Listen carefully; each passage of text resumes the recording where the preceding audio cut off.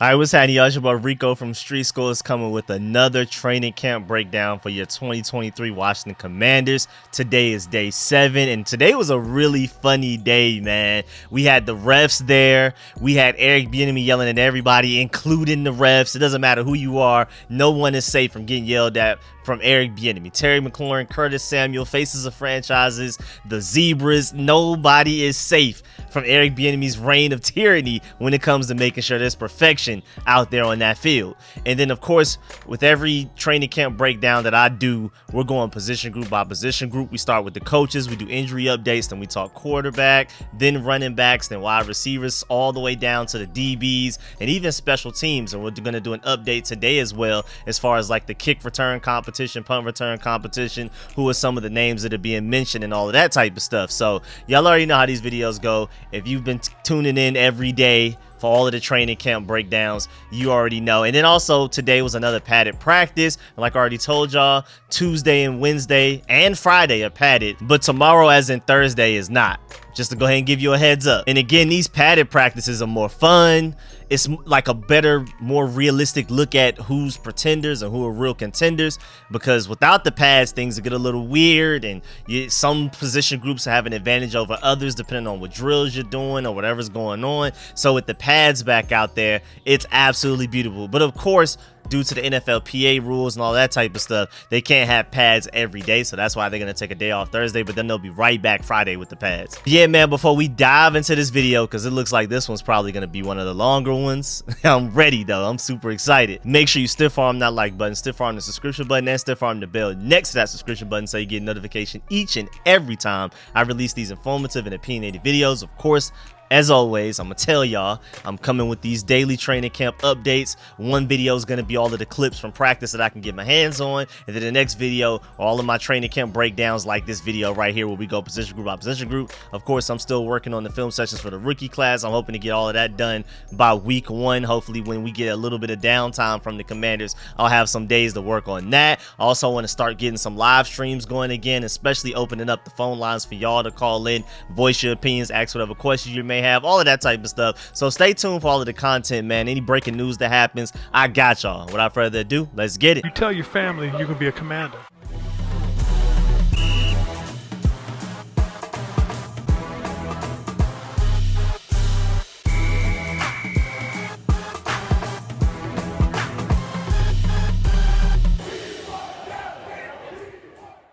And today, another day of practice, another day of the fans not playing, man. Shouts out to all y'all. The line before training camp opens up is always long, and then once it opens up, it fills up. And there's so many more seats that we have this training camp than any other year I can think of ever in Redskins, Commander, Washington football team history. And y'all are still filling it out to the point that there isn't even enough seats for all of y'all, and it's just a lot of people having to stand around and find a spot. That's beautiful fan support right there. I'm really happy. Again, shouts out to all of y'all that have been going to the practice. I haven't been able to get to one yet, but man, I super salute everybody that's been going, because again, I said it last video, the players feed off of it, the coaches feed off of it, the front office loves it. Josh Harris was at practice today. I'm pretty sure he was happy, grinning ear to ear, seeing all of the fans that were out there.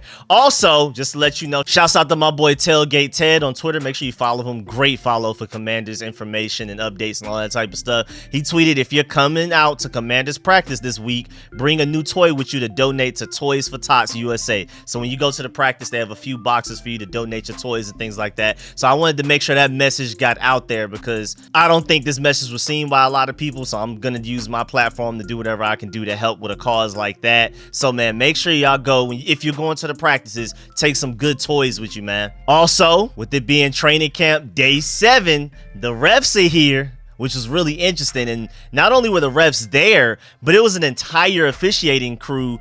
And I think that's kind of new. Like, I'm not sure. You typically, when the refs pull up, you'll have a couple, but it seemed like we had enough refs for it to, like, us to run a game real quick, like a quick little exhibition or something. So that was really interesting. Like, that's probably how the Ravens joint practices are going to go, though, which is really interesting. But Ron Rivera and all of the coaches made sure that not only were the refs there to officiate, like, 7-on-7s, 11s-on-11s, and things like that, but they also, like, took the time to show players all of the new rules rules, what counts as inbounds and outbounds and things like that. Like if you look at this picture right here, they're literally like going through the guidelines. This is what you can do, this is what you can't do. And it looks like this is like a kickoff return type of thing, because I think that's Antonio Gibson, Dax Milne, and a few others. Also, one thing that stood out with all of the refs being there for the first time in training camp, there were a lot more pre-snap penalties. So we've been kind of getting away with some things the first few days of practice, and that's why it's great to bring the refs there, because then you get to see, okay, this is what we can actually get away with in actual games. Of course, we're going to get a crash course of that against the Ravens in joint practices. We're going to get that in preseason. So we'll have time, but it's really cool to get the refs out there as soon as possible so they can go ahead and get on that. Also, Kay Adams with her Up and Adams show was there. So the former Good Morning Football host, Kay Adams, was at practice. She interviewed Sam Howell and Terry McLaurin and Jahan Dotson, Chase Young. It may not have been Terry McLaurin. I think she interviewed Terry McLaurin. I could be mistaken, but I definitely vividly remember some Chase Young and Jahan Dotson tweets and everything. And she was with the crowd and celebrating, hyping everybody up and stuff. So that's cool to start getting some national recognition. And the fact that she took the time to go to our practice and everything, that's really cool. Also, Josh Harris, again, like I said, was at training camp today, back at practices. I think this is like his third or fourth time pulling up to a training camp practice out of 7 days. And I mean, when was the last time Dan Snyder ever pulled up to even one of them? So Josh Harris is very excited. I can't wait for Magic Johnson to pull up to one, but he's clearly like on vacation and stuff with his family before we have to really dive into this football stuff. He's taking advantage of the little bit of free time that he has right now, because it's about to get down and dirty. They about to get straight to business when he gets back in town, bro. Stadium upgrades, all of that type of stuff. Magic Johnson, I'm pretty sure, is gonna go on like a big press run, getting interviewed everywhere, showing his face everywhere. So hey man, Magic Johnson, take your time and enjoy your family, because it's gonna be straight busy when you get back. And then I like the fact that Josh Harris was not only talking to Ron Rivera, but talking to Terry McLaurin, and they were smiling and everything. You can tell Terry McLaurin is definitely one of the faces of the franchise already, just based on what he's done on and off the field. But Josh Harris is definitely taking a liking to Terry McLaurin. It probably looks to him like for leadership roles and conveying a message to other players. Tell it to Terry, and Terry's able to tell it to everybody else. Also, shouts out to Grant Paulson on Twitter, because he brought up a great point, and this is something I want to preface before we dive into this video, is that, again, you got to remember, when you're seeing wide receivers cooking DBs in the one-on-one drills, it's happening because the wide receiver is literally supposed to win. Like, it's literally a drill set up for them to win. So if the DB wins, you're like very impressed. You're like clapping your hands, just celebrating like, wow, that's amazing. And then the same thing with offensive line and defensive line. In these one-on-one drills, it definitely favors the defensive line. So if an offensive lineman wins, it's something that's very notable. Like, that's when you really congratulate people. When a DB or an offensive lineman win a one-on-one drill, that means they like completely outmatched the guy that they were going against, because again, these drills are literally built for the receivers and defensive linemen to win. Also, shouts out to Nikki Javala for pointing this out. No standing around in Commanders practices this year at all. On far field is blitz pickup and routes with tight ends and running backs. Near field is split offensive linemen versus defensive linemen and drills on the left, and then wide receivers versus DBs on the right. Somebody's always doing something. You're not just gonna sit here and really watch. You're gonna be doing something. Also, we had our first camp fight today. I know a lot of y'all are probably excited about that, and apparently some punches were thrown. Nick Gates and Cody Barton got into a fight. Eric Bieniemy obviously not happy. You already knew he was going to have something to say about it. And then I saw Nikki Javala say that Cody Barton swung at Gates. I saw somebody else say that Gates swung at Barton. But then Sam Fortier came out and said there was a lot of shoving. At first, linebacker Khaleke Hudson seemed to take exception to a block on the perimeter by center Nick Gates. So he shoved Gates, who pushed Hudson's helmet and started shoving with Cody Barton. Broke up pretty quickly. Terry McLaurin, a peacemaker. So I don't exactly know what was going on there, but that's really interesting. We had our first fight, and also, of course, like I said earlier, Eric Bieniemy was not having it at all. He shouted for them to get back in the huddle. He said, quote, "Quit wasting bleeping time," unquote, man. That, hey, you think Eric Bieniemy was playing about that situation? And I know Ron Rivera's happy, because anytime any situation is happening, typically it's been Ron Rivera that's been one of the main guys screaming at players to fix certain things or stop certain things or pick up the tempo and things like that in previous years. But this year, Ron Rivera's getting to chill a lot, because Eric Bieniemy is completely taken over as the vocal leader, especially for the offense offense mainly, but for the team in general. With the fight going out, Eric Bieniemy was the first and the loudest one telling them to chill out. Like, you're just wasting time right now, cussing them out and everything. Now, speaking of Ron Rivera getting to the coaches, Ron Rivera had a really cool press conference pre-practice, which was really interesting. That was something a little different. And boy, he is so happy. Every press conference I've seen him in since Josh Harris has officially taken over the team, Ron Rivera is happy. He's cutting a little bit more jokes than he normally does. He's not keeping answers short with reporters. He's smiling, walking to the table. He's smiling at the table, waiting for his questions. He just seems like he's waking up every day and happy that he has the job that he has finally. But also, when talking to the media again this morning, before practice, not even after practice, he said offensively he needs to see some growth on the details, mentions pre-snap understanding and motion. And that's interesting too, because this was before we started practicing and we were getting a lot of pre-snap penalties and things like that. And then also, we just got to worry about some procedural penalties as well. But these are a lot of bugs we're going to work out throughout training camp, preseason, and stuff like that. And then also, Ron Rivera with the training camp PSA, he said, we're not game planning out there, just to let you know. So keep in mind, whenever anyone says, tweets, writes anything about what's happening out there beyond individual traits and skills, like, we're not game planning. These are not real plays. We're not trying to do whatever we can to take advantage of what the defense is giving us or anything like that. This is why fans are allowed to attend. Once we start game planning and actually trying to work on things that will help us win games, like specific things like Eric Bieniemy bringing out his offense and a lot of the secret weapons, secret plays, fans will not be allowed. Cameras will not be allowed. We will no longer be getting any updates from training camp other than injury reports. That's it. Who showed up to practice, who didn't, all of that type of stuff. That's literally it. Every news we get is more than likely going to come from Ron Rivera after practice. That's it. So as of right now, the fact that fans are there, the fact that I'm able to upload all of these clips, the fact that I'm able to even talk about all of this stuff that went down in practice today lets you know, don't take anything too seriously because we're not game planning. Also, Ron Rivera said that the trackers the players are wearing in practice show increased steps in this enemy motion heavy offense, which is really cool. First of all, I like the fact that the players wear these motion trackers and things like that to track how fast they move, how many steps they take and stuff like that, to really break it down, get to a science, and to be a really analytical and forward thinking team. You got to keep up with the times, man. If other teams are doing it, you better be doing it, because it definitely provides some advantages in certain ways. But also just the analysis that, hey man, under this Eric Bieniemy offense, these players are running way more. So that could be a good or bad thing. You definitely need to take that into account when we're moving forward. And then also, of course, before we leave the coaching section, Eric Bieniemy, bro, he's not playing. The tempo felt a little down, so he got it right back up, cussing out everybody, said, quote, stop all the effing walking, get the H in the huddle, man. He is not playing with nobody, man. I'm telling you, not taking any nonsense from anybody, and not even just the players. He was yelling at the refs too. At one point, he was screaming at the refs to get out of the way when the offense was attempting to run a play. Refs were explaining why they called a penalty on the previous play, on like the prior red zone play, whatever happened, and then they were in the way while trying to explain it to somebody or to themselves, amongst themselves, whatever. And Eric Bieniemy had to cuss them out to move out of the way so we could get to work. Like, y'all are in the way right now. And then so on that play, it was a red zone play, somehow threw a strike to De'Ami Brown, but the refs flagged for multiple penalties. Still not exactly sure what the penalties were, but the refs tried to sort out the flags. One stood over the ball while they were doing it, so they were talking amongst themselves and trying to figure out like exactly what did we see there, what were all these penalty flags for, like deliberating and all that type of stuff. And Eric Bieniemy was yelling at him, quote, get out of the way, you can tell us afterwards, unquote. Absolutely love it, man. Thank you, Eric Bieniemy, for stepping up for your team, and don't allow these refs to loudly gag and anything. You expect perfection out of the players and the coaches, do the same things for these refs as well. And you know, speaking of refs, man, now that Josh Harris is taking over, maybe we can start to get some fair calls in games, because I really feel like Dan Snyder was a big reason why we were not getting calls, man. I feel like also having an exciting quarterback to watch. The NFL wants to generate views, to generate money, and if you have an exciting quarterback, I think the NFL tends to lean your way with calls as well for that. So I feel like we finally have everything we need, and we have some star power in Eric Bieniemy and a few of the names like Terry McLaurin's getting interviews everywhere, Jonathan Allen, even Jeremy Reeves making the all-pro and stuff like that. Hopefully we start to get better calls this year. So shouts out to the refs, man.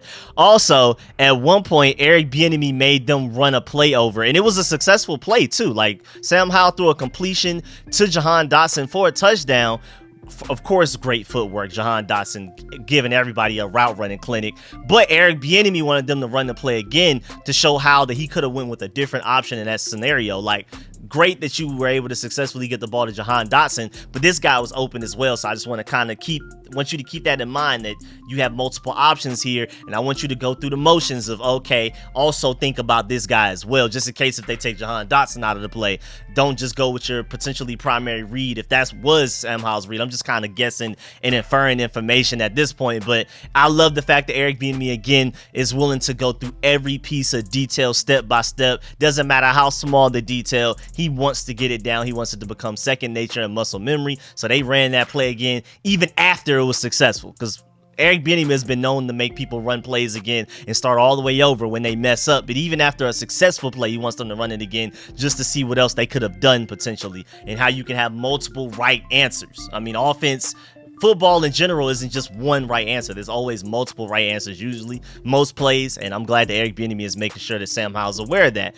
Also, they use a tennis ball machine after practice. So after the whole practice, like the 2 hours, a lot of the tight ends stay after, and then they're working on hand-eye coordination. And Eric Bieniemy even said at one point, where do we put dots on them? And they have to call out the colors, unquote. So right now they're catching tennis balls from a distance, so it's already really hard to see and catch. And then he's talking about potentially adding some dots to it so that they can have to only catch the one with a certain color, and they have to be able to analyze that really quickly and stuff like that. So that's pretty cool if they actually end up doing that, or if he's just joking. And now the way Jeff Zgonina as well, he's a really entertaining coach, because at one point a fan said, "You still look the part." He responded, "I am the part," and then just walked off. Extra cool, sunshades on and everything. Jeff Zgonina, man, he's definitely been a huge reason as to why this defensive line has finally started to become what it was supposed to be, because Sam Mills III wasn't getting it out of him, and I'm so happy that he is. And then moving on to injuries, the only real injury update is that Sadiq Charles is not here. He's dealing with a calf injury. So Chris Paul started at left guard today,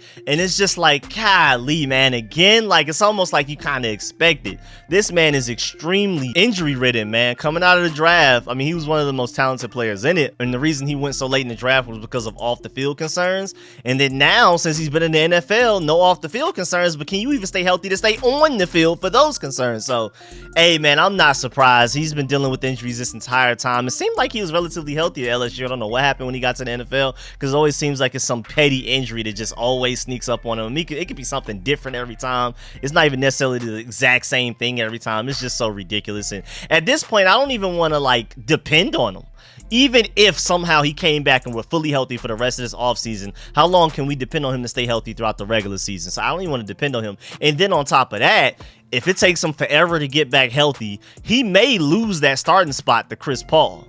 But even on top of that, I love Chris Paul, and I love what I saw from him starting that one game against the Cowboys, and we'll talk about Chris Paul later in this video when we get to the offensive line portion of it.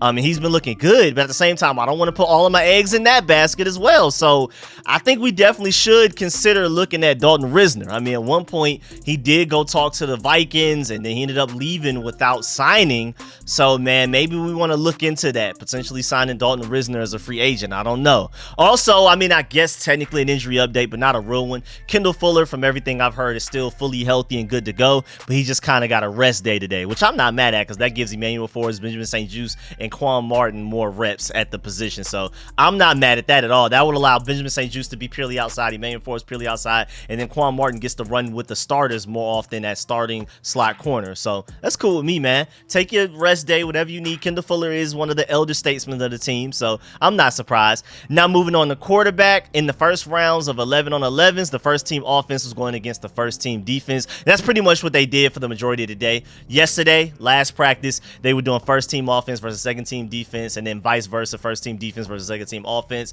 But today it was starters versus starters, second string versus second string, all of that type of stuff. So it was a little bit more competitive, a little bit more fun to watch and break down. And Rivera talked about before the practice that he wants Sam Howell to get the ball out of his hand quicker. And so that was really interesting, because as soon as they started the team drills, like the very first play of the day, Sam Howell got a quick little gainer to B-Rob out of the backfield. So he's definitely working on that. And then one point in time, though, and he kind of had an up and down day, which has generally been what he's been dealing with throughout training camp. He'll have a lot of flashes, but he'll also have some bad plays. You know, just the occasional inconsistency, which you kind of expect out of a young quarterback who's only started one game. Again, in my opinion, he's further ahead in his development. He's a better quarterback than I expected at this point, but I keep saying he's not a finished product just yet. I've never said that he's ready to go out there and be Pat Mahomes. I've never said that. So again, the up and downness, you kind of expect it. He's further ahead than he should be. He's better than he should be at this point than I expected, at least. But he's still not there all the way. But can we win games with Sam Howell? I definitely feel like we can. Can we go to the playoffs with Sam Howell? I definitely believe it. But there's still some inconsistencies right there that we kind of got to buff out a little bit. A few things we got to clean up. But I mean, one of the plays, Forbes blitzed my boy Emmanuel Forbes and forced an overthrow from Sam Howell. He kind of panicked. Terry McLaurin was wide open, but hey man, that blitz got to him. Sam Howell, we need you to show a little bit better composure there because Terry McLaurin was open. But then after that, I mean, Sam Howell got right back to getting the ball right out of his hands quickly and was able to dice people up. And he ended up going 4 or 5 on the series with the completions to Brian Robinson, Curtis Samuel, Dax Milne, and Antonio Gibson. A nice assortment of players too, wide receivers, running backs, everything. He only had that one incompletion on that surprise blitz from Emmanuel Forbes. And I like the fact that Jack Del Rio is cooking stuff up like that. Even though he tends to not do stuff like that in games as much as we'd hope, at least he's doing it in practice so Sam Howell can be ready for whatever a defense may throw on him. And then also, I like the fact that we saw Sam Howell use his legs a little bit today. If you're interested in seeing what that looked like, here's the clip right here.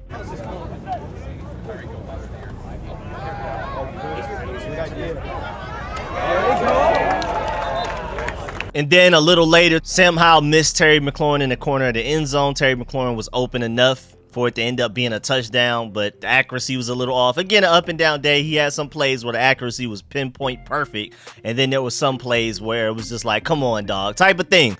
But at the end of the 11-on-11's red zone work, he finished with a touchdown to Antonio Gibson in the flat, and it was just a really good play by Sam Howell because he was under a lot of duress, under a lot of pressure, and he had to kind of make things shake right there, make something out of nothing. That was a great job by that. And then there was even one play at some point in the practice where he had a really nice pump fake on Montez Sweat and was able to kind of like do an off-schedule play off of that and able to deliver the ball and stuff like that. So that was really cool. Now, granted, in a real game, maybe Montez Sweat, with the athletic freak that he is, maybe that's a sack. But I just like the fact that Sam Howell already has that veteran-like move in his game where you see a defensive lineman coming at you, you pump fake to make him jump so you can buy a little bit more time. Even if it didn't necessarily work on that play, I'm cool with him doing it. And shouts out to my boy Mason Kinahan. Again, a lot of the clips that I uploaded today came from him, so make sure you follow him on Twitter, everywhere that you can.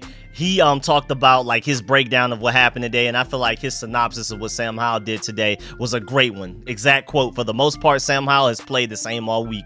A flashy throw here or there, but he can't put it all together for a great practice in total. Today, Howell mainly stuck to the short to middle range area for throws. During 11s on 11, 7-on-7s, Howell didn't throw a single pass more than 30 yards down the field. This may be due to Eric Bieniemy wanting him to focus on shorter accuracy, but we're not exactly sure just yet." And I like that point, man. I really like that point, that if that's true, the fact that Eric Bieniemy wants him to master the short and medium areas before we start to dive into the deep areas, because Sam Howell already seems like he has a really good deep ball, and even beyond that, we want to work on the harder stuff later. Let's get the easier stuff, the stuff that keeps us on schedule, keeps the offense rolling, keeping momentum going first. That's more important. We need the basics down before we start to get flashy. So I take that as a Sam Howell and an Eric Bieniemy note. I'm happy if that's true. Shouts out again to my boy Mason over there. And then moving on, and then my boy Serge the Shooter, the guy that typically has some of the best photos you ever see come out of Commanders practices and games. Make sure you follow him if you haven't already. He had a good point as well. Sam Howell is going against potentially a top 5 defense and has had his fair share of plays he made at camp. No worries when they get to the regular season and game plan. Again, we talked about game planning earlier in this video. I've talked about how this defense could arguably be the best defense in the entire NFL.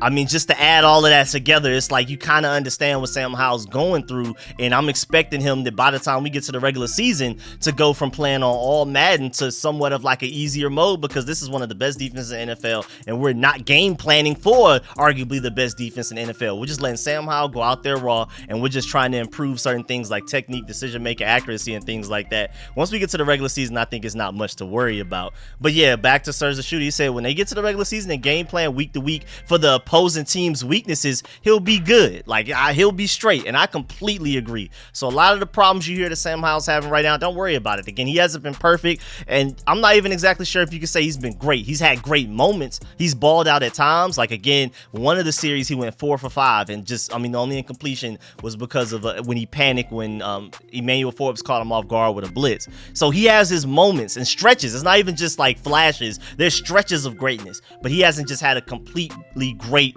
practice beginning to end yet. So again, don't worry about it. And then also, Ron Rivera, paraphrasing him when asked about Sam Howell today, he said, don't take a ton out of his practice performances. Go ahead. So you got to go ahead and just give Ron Rivera the benefit of the doubt there as well. That, again, for reasons I've already stated from the previous people that have talked, that I broke down what they said, what I've been saying to y'all for videos, don't dive too deep into how Sam Howell is performing in practices so far. And Ron Rivera said it himself after practice today. And then number 2, the preseason games will tell him if Sam's ready. And then also number 3, don't sleep on Jacoby. Like, they asked Ron Rivera about Sam Howell, not Jacoby Brissett. And he went ahead and just talked about Jacoby Brissett a little. And Jacoby Brissett has been having a pretty decent training camp. Has he been better than Sam Howell? Certain areas, yeah, but I'm not sure overall, to be completely honest. But we kind of expected it to be neck and neck as far as how well they play in practice and things like that. But Sam Howell's still clearly a QB1. It's not a real competition. That's what I mean when I say that there's no real competition. It's not the fact that Jacoby Brissett is just way worse than Sam Howell. I mean, on top of everything, first of all, Sam Howell can do things Jacoby Brissett can never dream of doing. Jacoby Brissett's just a more consistent guy. Sam Howell's the guy with a higher ceiling. And it's easier to teach consistency than to teach Jacoby Brissett to get the arm and the mobility that Sam Howell has. You just can't. So I'll ride with Sam Howell the whole way anyway, just because of that. But again, it's not a real QB competition, no matter how close they are as far as how well they've played in practice so far, because it's just Sam Howell's job to lose, honestly. Now, moving on to the running backs, Ron Rivera did talk about getting the ball out fast, like we said earlier with Howell, and how the first play of team drills out of the entire practice, it was a quick little throw to Brian Robinson out of the backfield. I'm telling y'all, Brian Robinson as a receiving threat is a serious thing this upcoming season. I want to go ahead and warn y'all now, when you see him getting a lot of opportunities, again, on the Logan Paulson, Craig Hoffman podcast, they were talking about how Brian Robinson is even allowed to run choice routes where they, based on what the defense is showing, Brian Robinson himself chooses the route that he runs. He has several options, and it's up to like Sam Howell to be able to see which option he's deciding to choose and then throwing that option to him if he wants to. That's the type of trust they have in Brian Robinson as a route runner. And then all throughout training camp, he's been making amazing catches, one-handed catches, and all kinds of stuff. So I'm just warning you now. And then at some point in the practice later on, he brought in a contested catch against Khaleke Hudson.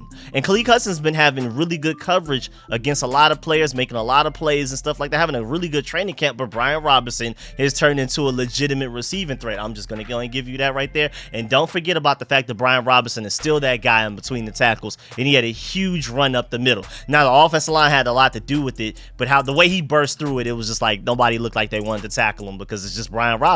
And then again, don't forget about Antonio Gibson. Again, I think Antonio Gibson could be arguably one of our biggest secret weapons that can just, I mean, I'm not expecting him to get the ball often, like consistently as far as a fantasy player, but I can see Antonio Gibson being one of those guys that ends up getting 2 or 3 touchdowns a random couple of games this season. Like, he's just going to explode fantasy wise every now and then because he's such a diddly player, and under the genius of Eric Bieniemy utilizing this skill set. Again, like I keep saying, every NFL team does not have an Antonio Gibson. Not everybody has a guy the size of Brian Robinson that runs a 4.39. That just doesn't happen. Humans just aren't even made that often enough to where every NFL team can have an Antonio Gibson. So under Eric Bieniemy's leadership and scheme and coaching and play calling, I'm just trying to warn you right now. But Antonio Gibson did a great job of steamrolling Jeremy Reeves for a touchdown at one point. I mean, just completely ran him over. Again, what can you expect? People forget how big Antonio Gibson actually is. He's built literally like a linebacker. Then moving on to the wide receivers, a lot of people had good days, of course, your typical few. A couple of surprises, interesting names that we haven't necessarily talked about yet. We'll get there. But of course, Jahan Dotson was the recipient of some touchdowns, like I mentioned earlier, one of those Sam Howell touchdowns. Route running clinic, just putting people looking stupid out there. I mean, just putting people out of their socks type of stuff. You can it's just ridiculous, bro. You just got to see Jahan Dotson in action, man. I can't wait for the preseason for everybody to see it, because covering Jahan Dotson one-on-one with any corner in the NFL, man. Good luck to you.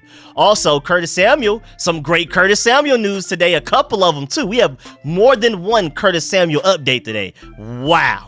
But Curtis Samuel made a great contested catch from Sam Howell working against Benjamin St-Juste. And that's one thing about Benjamin St-Juste, because if you're going to make a catch against him, it's going to be contested, because Benjamin St-Juste is just one of them blanketing corners where you're not going to be open. So, and that's what I think that's a compliment towards Benjamin St-Juste as well, but also a bigger compliment to Curtis Samuel for going up and making that catch with a 6'3" guy with really long arms. Being able to get a contested catch on him is like really noteworthy, because not everybody can do that. Also, he caught a really nice shovel pass in the end zone from Sam Howell. So they're getting creative. Just go back and look at a lot of the Chiefs plays from last year. A little shovel pass real quick, like a little trick play. Curtis Samuel's kind of hidden behind the offensive line. The defense doesn't know what's going on. They're worried about Terry McLaurin, worried about Jahan Dotson, the tight ends, the running backs and everything. And then Curtis Samuel just kind of sneaks in, catches a shovel pass from Sam Howell for a touchdown. I'm expecting to see that quite a bit this upcoming regular season and postseason. I'm gonna keep speaking it into existence. Also, Casimir Allen, man, he's been showing a little something. In the one-on drills, he's been balling out, and he's also competing for the punt return job. Don't be surprised. He's one of those names. I feel like he would have a lot more hype coming into training camp if he didn't end up with that hamstring injury that made him miss pretty much the majority, if not all, the mandatory mini camps. I'm telling you, watch out for Casimir Allen, because he's even making plays as a receiver, even though I mostly like him because of his punt return potential. He could be literally our starting punt returner. His explosion is ridiculous. Again, don't look at the testing he did for his pro day, because I believe he was hurt going into that pro day. He did not test as well as he should have, because I think he ended up running something terrible, like a 4.6 something. He's definitely at least a 4.4 guy. I mean, the explosion is there. You can see it on tape. Again, just ignore the testing he had. But also, I like some points that like people are kind of debating about right now with the receiver group between Terry McLaurin and Jahan Dotson. There's a little bit of debate going on. Like Logan Paulson brought up on their podcast, quote, I think there's a reason why you see Jahan get more effective targets than Terry McLaurin in this offense as of right now, because he's a little bit more diverse in terms of his route tree and route running skill set, end quote. And that can be true, but also at the same time, my boy Bleeding Burgundy and Gold said y'all gotta stop downplaying Terry to hype up Jahan. Seen it far too often in this community. Y'all quick to point out Terry's flaws, but seem to never want to say Jahan had an issue with drops and play strength last year, something we never had to worry about it with Terry McLaurin as a rookie. And I just think both can be true. I think that Jahan Dotson is the better route runner right now. Even though Terry McLaurin is a great route runner, I think Jahan Dotson is the more nuanced route running guy. I mean, there's a reason he went in the first round, Terry McLaurin went in the third. And then at the same time, Terry McLaurin is definitely the tougher, stronger guy, and I trust him to make contested catches more. And then Jahan Dotson also had a weird drop problem. Now Terry McLaurin makes his fair share of drops, but I think Jahan Dotson had more drops than Terry McLaurin as well last year. I think both can be true. You trust Terry McLaurin more often in certain ways. You trust Jahan Dotson in other ways. I think they're both great receivers. I think they're both wide receiver ones. So I just thought it was a really interesting debate topic, but I think at the end of the day, man, it's really nothing to really worry about. Both of the guys are different. Both of those guys are wide receiver ones. They're both going to ball out, especially with a great quarterback. And again, if you haven't seen that Terry McLaurin interview with the Pivot podcast, make sure you go check that out, because it's great, man. He spoke some truth on there. He even said himself that he should be a top 5 receiver. He has top 5 receiver talent. He just doesn't have the production yet because he needs the right quarterback to get him the ball. I love the fact that he was extremely direct about it and talked his stuff, man. That boy was piped up on that interview, man. I'm telling you, I love it. The confidence, everything. We're starting to see Terry McLaurin come out of his shell and get more confident, yell at people. Never forget that Colts game where after he got that game-winning catch that led to the us taking a lead and things like that, he was on the sideline yelling like, "This is my SHIT" and all of that type of stuff, because he's from Indianapolis, Indiana, or somewhere in that state. And so that was pretty much a home game for him. His whole family was there, and that moment was just magical. And that was like the most passionate I've ever seen Terry McLaurin, and I love that. And we're starting to see him more passionate in off-season workouts and things like that, talking trash back to the DBs. Absolutely love it. Now moving on to the tight ends, the only real notable news is that Cole Turner had a false start. Again, we brought the refs out, so now we're starting to look at a lot of little details that people haven't really been paying attention to and getting away with the past few days of training camp. So now that the refs out there, people better pay attention. And that's literally the only time I saw any of the tight ends mentioned, so which is, really interesting. man. But of course, I mean, there's no real updates to the tight ends. They're going to be safe. They're not going to be extremely dynamic, especially with Armani Rogers on IR. So I'm not really expecting daily tight end updates unless Sam Howell is just showing a bunch of favoritism towards them.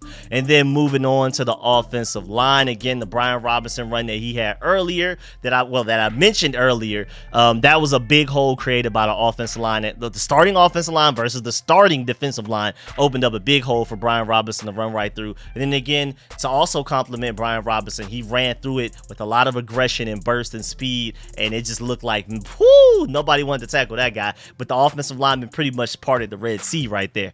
Also, both the first and second team offensive lines looked pretty good when it came to the run game. And I already told y'all, even before they started practicing with pads, that once the pads are on, once we start doing run plays, this offensive line is magically going to look better because it's easier to run back block than the pass block, especially against a defensive line like this. So, I mean, that was expected.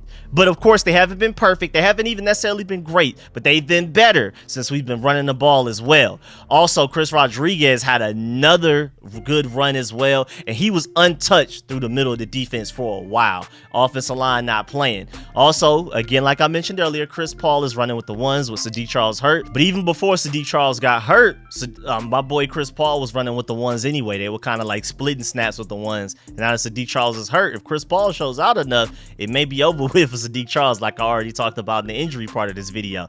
Also, Mason Brooks had another great day. He embarrassed F.A. Obada at one point, and my boy Disco brought up a good point, man. When you play 5 years at Ole Miss, you've probably gone against the best of the best in the SEC, man. He's had to been apart some of the worst offensive lines in the SEC, going against some of the best defensive lines. So, hey, man, he's had to challenge himself for 5 years in college. He got to the NFL and was like, wait a minute, this may not even be that bad. I've already been going against the monsters every day, so this is straight type of thing. And then my boy Chris Cooley posted a really funny meme of the whole Mason Brooks situation, especially at left guard. Sadiq Charles hurt, Chris Paul's balling out, but Mason Brooks is looking like something special, especially in these one-on-one drills, and he's an undrafted free agent. Here's the picture right here. I'm telling you, don't sleep on Mason Brooks. I think he's definitely making a strong push to make this roster. Now, he has a really high hill to climb to start at left guard for us, but hey, man, don't rule it out. Do not rule it out. Also, Charles Leno compliments to him, another decent day, especially in one-on-ones. He had back-to-back really good reps against Chase Young. And again, Chase Young has been having a great camp, so I'm just assuming that Charles Leno magically got better. If he's having good reps against Chase Young, then he must be doing something right. He improved in some way because Chase Young has been balling out this offseason so far. Maybe he just had 2 bad reps against Charles Leno, or maybe, hopefully, again, best case scenario, both Charles Leno and Chase Young are really good rather than Charles Leno being bad and Chase Young was just worse. I'm just hoping for the prior statement. Also, Samuel Cosmi versus Payne has been one of the more entertaining one-on-one battles. There's always good reps between the both of them. Really nice stalemates, just really fun to watch. And also, Ricky Strongberg had a really nice rep against Deron Payne at one point as well. So he's fighting for that starting center spot over at Nick Gates right now. He's worked his way up from third string center to second string center over Tyler Larson through mandatory minicamp, I believe. And now in training camp, he's trying to sneak up on Nick Gates. Nick Gates, you better watch out, because one of the practices he was a little hobbled, but it ended up being nothing. But hey, man, watch it back. Chris Paul is already taking over Sadiq Charles' starting spot right now. Hey, Ricky Strongberg may be on yours, Nick Gates. You better watch out, my boy. And then also moving on to the defensive side of the ball, now starting with the defensive line, Jonathan Allen and Chase Young did a great job working a stunt, and it would have been a sack in a real game scenario, but again, they're not allowed to hit the quarterback, and why would we want them to? And then also, Deron Payne and Montez Sweat executed a stunt as well, so we have chemistry all along the defensive line. Remember, even with all of the talent that we had, even before Chase Young got hurt, his defensive rookie of the year season, we just didn't have a lot of great chemistry amongst the defensive linemen, and when we tried to do stunts, they weren't that effective, and then we've just slowly been getting more and more effective with it over time. But then Chase Young was hurt, so it's great to hear that Chase Young's even involved in the chemistry with making stunts work more effectively and more often and things like that, because that's going to be huge. This defensive line is already dominant. I think it's the best defensive line in football, and then the fact that they're going to be able to execute twists and stunts so well, that's not going to be fair, bro. That's literally not going to be fair. How does an offensive line prepare for that and block that? Also, I'm hearing that Deron Payne had a great day all day today.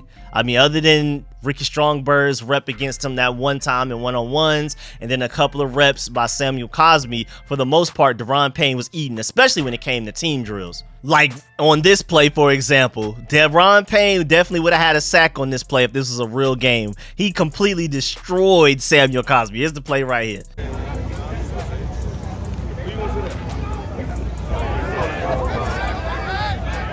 Like, golly, man. And then also, Jonathan Allen has been killing people with the hunt move, according to my boy Linnell Willingham. If you don't follow him on Twitter, he does a lot of training camp updates as well at NellBTB, NELL_BTB. Make sure you follow him for a lot of Commanders content as well. But yeah, Jonathan Allen, boy, he's been killing people with that same move all off season, and he was doing it in the regular season as well, which is why he got some All-Pro votes this past season. Also, Jonathan Allen ran over Nolan Lothenberg and then ran through Aaron Montero in the one-on-ones for the defensive line. I mean, granted, those are backup offensive linemen that more than likely won't even make the team, but that's a real reality check for those guys. Again, like I've already explained, backup or not, it doesn't matter. If you want to make this 53-man roster, you need to be ready to go against starters, because there's no scenario where if a starter gets hurt and then you come in as a backup and now the other team is obligated to bring in their backups to match you being a backup. No, you're going to be going against other team starters. So you need to be able to hang with our starters if you expect to be able to hang with other team starters.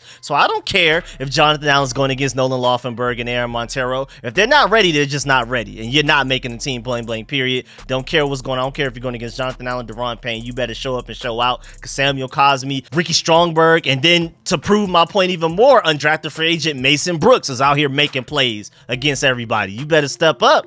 And then also Montez Sweat is not playing, talking his usual trash, dropping a bunch of F-bombs and all of that type of stuff right now. And it was at one point like the offense was struggling to line up right, like they were struggling with like getting things situated and not getting penalties and things like that, you know, getting the formation correct.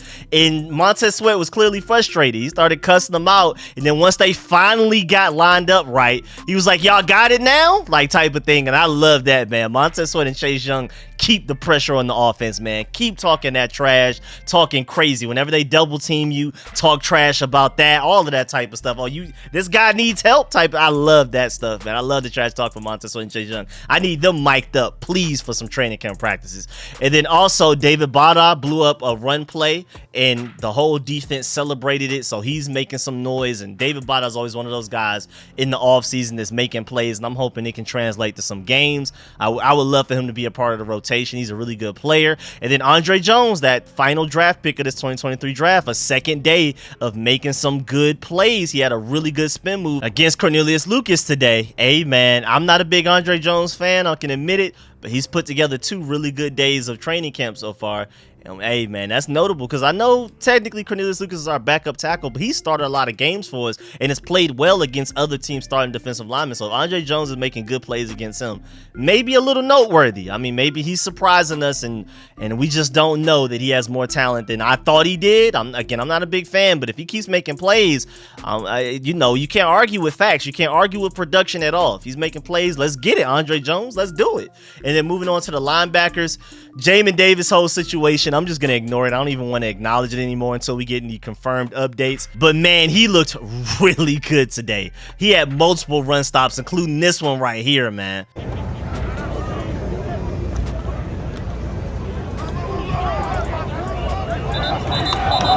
Yeah, he's different. And I'm expecting Cody Barton to be your linebacker with the green dot. Like, he's the Mike linebacker. He's the quarterback of the defense. He's the one wearing the headset, so Jack Del Rio can tell him what formation to run and how he tells everybody else exactly what we're doing and stuff like that. So he may be on the field more often than Jamin Davis because of that. But Jamin Davis will definitely, undoubtedly, be that second linebacker alongside Cody Barton. Now, if it's only one linebacker on the field, maybe maybe Jamin Davis takes over as the Mike linebacker. I don't know. Or maybe Cody Barton is just that good and he's our starting Mike, and then Jamin Davis is going to play a few less snaps than him on a game-by-game basis. But either way, Jamin Davis is looking better this offseason, man, especially against the run. Jamin Davis looks more like a complete linebacker, and I'm really excited about that. But again, Cody Barton looks like your Mike. He's going to be the one calling the plays and stuff like that, so he's probably going to be on the field more often just because of that. Even if he isn't the more physically impressive player, when you're the quarterback of the defense, man, that's a hard thing, because Jamin Davis tried it last year,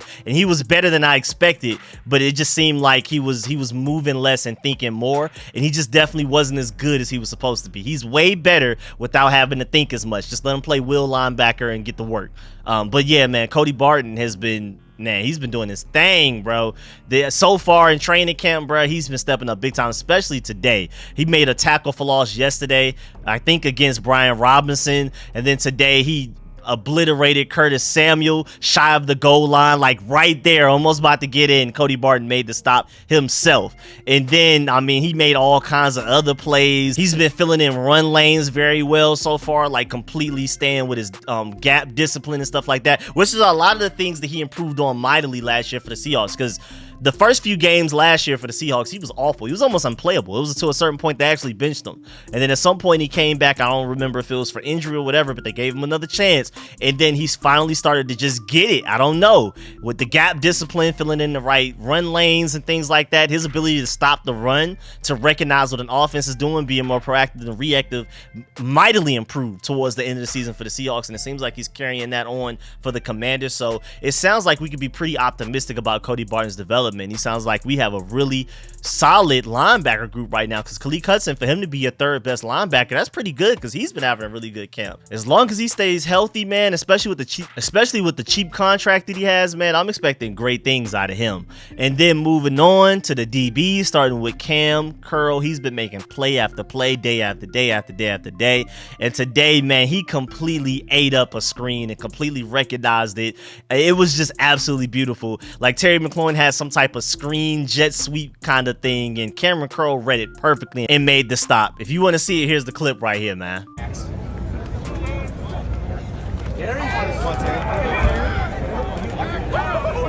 I'm telling you, bro, pay Cameron Curl now. The price is only gonna go up from here. If you wait to pay him until next offseason, that price might double. I'm telling you, Cam Curl's due for a huge year, man. It's about to be insane. Also, Emmanuel Forbes had a pretty good day-to-day as well. He was talking trash to Terry McLaurin at one point, and then his length came in handy a couple of times. Like Zion Bowens had him beat by maybe a step, and then Emmanuel Forbes, using those really long arms, he's still skinny, lacks some weight, but he has some length for sure. The length is there, and he was able to bat that ball down and force an incompletion, a pass breakup. I like it. Also, Emmanuel Forbes has been exclusively used in coverage lately, but coaches found another way to use his 4-3 speed, and that was blitzing the quarterback. So like I mentioned earlier, when Sam Howell had that one incompletion out of those 5 plays where he went 4 or 5, it was because of an Emmanuel Forbes blitz, and that was a really good blitz. He timed it well. That 4-3 speed showed up. It was just absolutely beautiful. That's why Sam Howell got nervous. He wasn't expecting that speed to come flying at him like that. So, hey, man, we can use Emmanuel Forbes like that occasionally in games. I'm excited about that. And then also Benjamin St-Juste, like I said earlier, even though Curtis Samuel came down with a contested catch against him, to compliment Benjamin St-Juste, if anybody makes a catch against them, it's always a contested catch. It's never just going to be somebody was wide open. And I love that, because, boy, we know better than anybody, really, other than, I guess, just last season at times. We've been known to have a lot of holes in our secondary, like miscommunications. Guys are wide open, like nobody near them. At the very least, now more often than not, somebody's at least near them, they just get beat. And I'll take that over just somebody 5 yards away from the nearest DB. Thank goodness. Also, Christian Holmes got his second pick of the camp. It was a pass intended for Mitchell Tinsley. Now, yesterday, he did get broke off and fell to the ground because of a Jahan Dotson route. I mean, that boy hypnotized Buddy and made him fall out his socks. But today, he recovered by getting an interception, and that's good, man. That's good for his confidence, if nothing else. And then also, after practice, Ron Rivera spoke on Derek Forrest. He said, quote, "You see how fast he plays, guys like him that are explosive and dynamic you want on the field." And then the question was about Derek Forrest, but he went on to talk about Percy Butler out of nowhere, not asked about. He said, quote, "Another young guy to keep an eye on is Percy, another guy that runs really well." So Percy Butler is another person that's having a pretty good camp, and definitely keep your eyes on him, because I'm not saying he's going to become a starter, but I think he's going to play. You can't keep that type of speed off the field. Another 4-3 guy.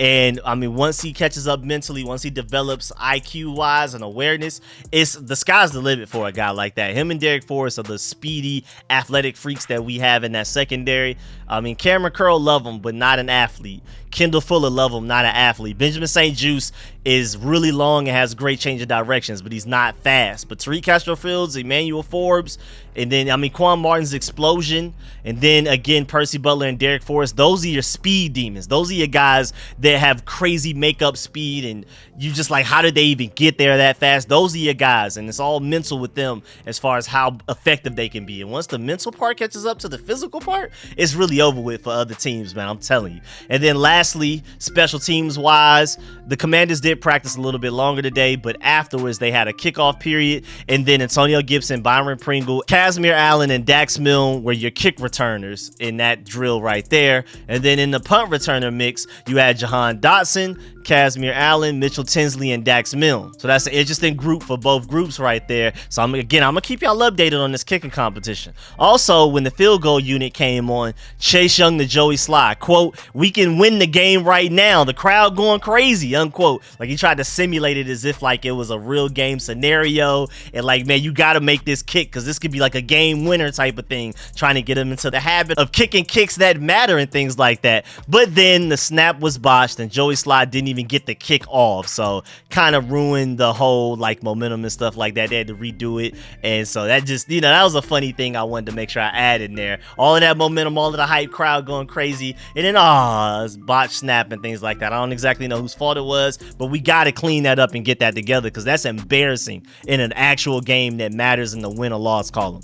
But yeah, man, that's the end of this video. Please get in the comment section. Let me know how you feel about everything discussed in this video. Let me know how you feel about everything I discussed in this video. Do you agree or disagree with any of my points? Are there any things that I brought up that or I should have brought up that I didn't talk about in this video? Any players that you wanted to hear more about? All of that type of stuff. And of course, man, make sure you stiff arm that like button, stiff arm the subscription button, and stiff arm the bell next to that subscription button so you get a notification each and every time I release these informative and opinionated videos. Again, I'm keeping y'all constantly updated with these training camp updates every day that we have practice. So, man, make sure y'all stay tuned for all of that. Again, shouts out to all of my supporters, all of the sponsors, especially my Pro Bowl sponsors whose name you see scrolling on the screen right now. I'm gonna catch y'all later. I'm out.